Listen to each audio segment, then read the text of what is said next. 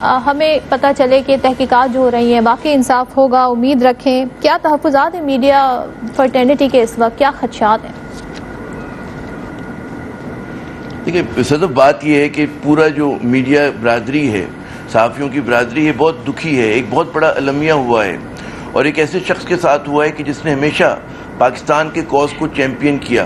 میں کئی ایک دو پروگرام میں پہلے بھی کہا کہ 4th اور 5th جنریشن وار کی جب بات ہوا کرتی تھی تو ارشد شریف صاحب جو تھے اس کے صف اول کے مجاہد تھے.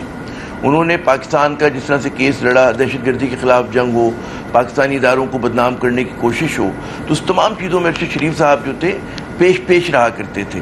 اور یہ پھر بڑے دکھ کی بات ہے کہ ایک ایسا شخص کہ وہ جو کہتے ہیں نا کہ جو محب وطن، جو کہ قوم پرست اور ایک کہتے ہیں جذباتی قسم کا قوم پرست شخص تھا، اس پر اس ملک کی زمین تنگ کر دی گئی اور اس کو جو ہے پہلے نوکری سے اس نے ہاتھ دھوئے، اس کے بعد اس کو یہ ملک چھوڑ کے جانا پڑا.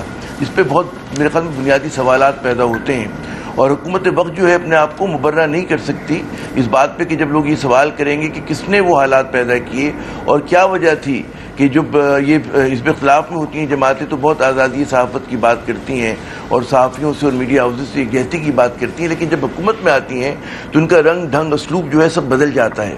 تو یہ ایک بڑی بنیادی بات ہے کہ ان کو ارشد شریف کو اس ملک کو چھوڑ کر کیوں جانا پڑا اور کیا مطلب. اس سے پہلے بھی ہم نے دیکھا کہ صحافیوں پہ تشدد ہوا، ایک طویل تاریخ ہے. میں 90 سے صحافت میں 1990 سے مجھے یاد ہے، مجھے 99 بھی یاد ہے، نواز شریف صاحب کا دور حکومت تھا، اس میں بڑا ایک میسو کریک ڈاؤن ہوا تھا. 2015 میں ہوا تھا اس کے اوپر، میڈیا کے اوپر. تو وقتاً فوقتاً یہ جو جماعتیں اپنے آپ کو کہتی ہیں کہ ہم جمہوریت کی چیمپئن ہیں، انہوں نے کہتے ہیں نا پریس کو سٹائفل کرنے کی کوشش کی، اس کا گلا گھونٹنے کی کوشش کی. اور ارشد شریف صاحب اب کہتے ہیں نا وہ نیو میڈیا کے صحافی تھے آج کے، جبکہ انگریز جو ہے وہ بہت زیادہ میڈیا کی ہو گئی ہے، ہر گھر میں ہو گئی ہے.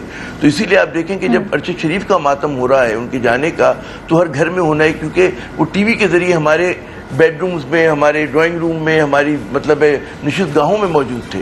تو اس لیے ان کا ایک قلبی تعلق رہا ہے اور ہو گیا ہے ان لوگوں کا بھی جو ملے نہیں ہیں.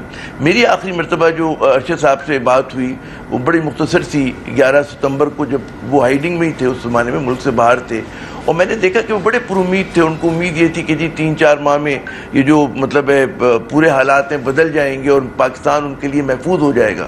میں نے بھی اس بات سے اتفاق کیا. ہم یہی سمجھتے تھے کہ جی ایک تھوڑا سا ایک مطلب ہے کہ وہ ہو گئی ہے، مطلب ہے کہ ایک برا دور ہے، گزر جائے گا انشاءاللہ اور ارشد واپس آئیں گے، کیوں نہیں آئیں گے.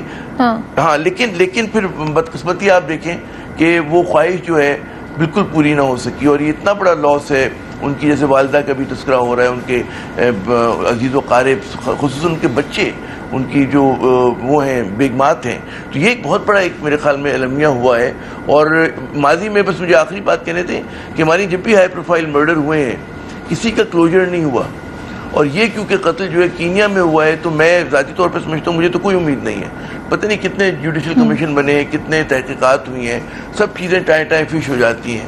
ہم نے تو کبھی کسی ظالم کو جو ہے نہیں دیکھا کہ اس کو سزا ہوئی ہو. ہمارے یہاں تو مطلب قانون ایسے بنا دیے گئے ہیں کہ لوگ جو ہیں وہ چھوٹ جاتے ہیں. ناظم چوکیوں کا کیس آپ کے سامنے ہے، شاہد توئی کا کیس آپ کے سامنے ہے. تو بہت سارے ان مسائل کا بھی ذکر کیا جن سے وہ گزر رہے تھے. آپ نے کہا کہ ان کی نوکری بھی چلی گئی اور ظاہر ہے اب ہم خود کیا کہیں، ارشد شریف صاحب کی جو والدہ ہیں انہوں نے خود کہا کہ کس طریقے سے AR بھائی نے بھرپور کوشش کی ان کا ساتھ دینے کی، اور اس کی تھوڑی بہت تو میں اس حد تک اپنے ہاتھ کہہ سکتی ہوں کہ مجھ پہ FIR ہوئی جب مجھے کورٹ کچہری تھانوں کے چکر لگانے پڑے.